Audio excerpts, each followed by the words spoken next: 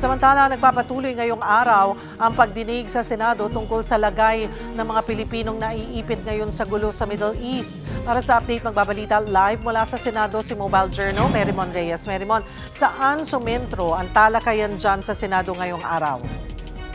Cheryl, sa pagdinig ng Senate Committee on Foreign Relations, nakasama rin ang Committee on Migrant Workers, tinatalakay yung kasalukuyang contingency efforts ng mga ahensya para sa mga kababayan na nananatili sa mga bansang apektado ng patuloy na girian sa Middle East. At ang ibinahagi kanina ni DMW Secretary Hans Leo Kakdak na pagtungkol doon sa contingency protocol nila na on-site assistance. Ito yung pagbibigay ng basic needs, pagkain, tubig, kasama na rin dito yung shelter, financial assistance, medical at psychosocial assistance. Nasa 6,000 Pilipino na raw OFWs ang kanilang natulungan. Meron din itong mga government-run na shelters at mula naman sa Pilipinas, meron din tayong temporary accommodations. Ito yung mga low-lying daw na mga hotel para masiguro dahil delikado daw kapag high-rise buildings ang pipiliin kung saan panandalian munang mananatili ang mga Pilipinong nangangailangan ng kaligtasan. Kasabay din yan na kausap din daw ng DMW lahat ng Filipino community sa bawat bansa at magkakaroon din ng second round ng communications para masiguro na tuloy-tuloy yung contacts nila at kung ano yung mga iba pang kakailanganin ng mga Pilipino. Sa ngayon, napatuloy din nilang binabantayan yung magiging daloy pa o dami ng repatriation requests. More or less, nasa 2,000 na kasi natanggap ng kanilang opisina at dito nagpapasalamat sila sa Emirates dahil kahapon at saka kaninang umaga mayroong 2 commercial flights mula dito na nagbitbit na pauwi ng 600 na mga Pilipino at 70 dito ang OFW. Dito meron din sila nakikita na at least 5 bansa na tinitingnan kung saan na raw nagsisimula ang repatriation efforts. Diyan, natukoy na nila yung designated meeting points, designated exit points, temporary relocation sites at kapag sarado yung airports o kaya naman daw limitado yung airspace na maaaring gamitin para nga sa paglilikas ng mga Pilipino, ito naman yung land transportation. Pero for security reasons, ang nabanggit lang ni Secretary Kakdak ay ang Egypt. Pero natukoy na rin daw nila itong mga punto, yung mga land crossing borders na ligtas para doon dadalhin itong mga Pilipino. And then kapag nakita na nila na mayroong flights din na maaari na rin gawin, pagpapatuloy na nila yung paglilipad dito sa bansa. Cheryl. Paano raw yung magiging sistema sa mga Pilipinong hindi pa naililikas? First come, first serve ba yung sistema para sa mga gustong ma-repatriate?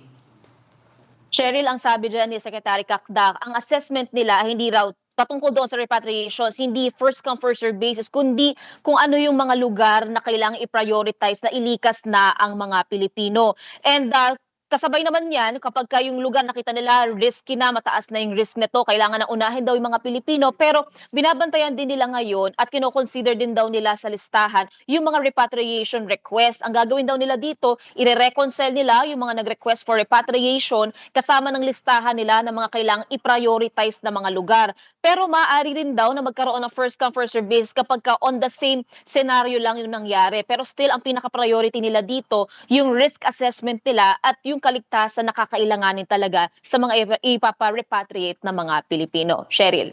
Ano-anong tulong yung mga nakaabang para sa mga OFW na babalik ng bansa? Ito, Cheryl, yung ibinahagi kanina ng DMW tsaka ng OWA na reintegration na plano para sa mga Pilipino uuwi ng Pilipinas. Nakahanda na raw yung kanilang partner institutions at ito yung sinasabi nilang tatlo: kaalaman, kalinga at kabuhayan. Para sa kaalaman, nakahanda na yung financial education services, yung vocational technical services or education runs, ang TESDA, alternative learning, pati mga scholarship. Pagdating sa kalinga, nakahanda na rin daw ang psychosocial and medical interventions ng DOH, ng DSWD, ang social security benefits ng SSS, pati ang housing. At tungkol naman doon sa kabuhayan na aspeto, livelihood grants, entrepreneurship grants, employment, pati raw mga loans, lahat ito ay nakahanda sa mga Pilipinong uuwi dito. Pero ang isa pang sinabi ni Secretary Kakdak, maging sa ibang mga bansa rin, ang ginagawa nila ngayon, as much as possible, palilibutan daw nila ng iba pang mga serbisyo itong mga Pilipinong nananatili pa sa mga lugar sa Middle East. Cheryl.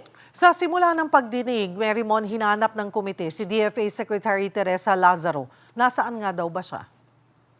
Cheryl, ang pagpapaliwanag ni DFA ASEC Ezzedine Tago, etong si Secretary Lazaro ay kasulukuyang nasa New York at nagsilbing advance party ni Pangulong Bongbong Marcos. Ang kanilang papel ay para daw doon sa kandidatura, campaigning sila sa kandidatura ng Pilipinas para maging bahagi ng United Nations Security Council. Dito natanong ni Senator Rodante Marcoleta kung bakit daw ba, ano ba ang pakay nito, yung kahalagahan nitong ginagawang candidacy.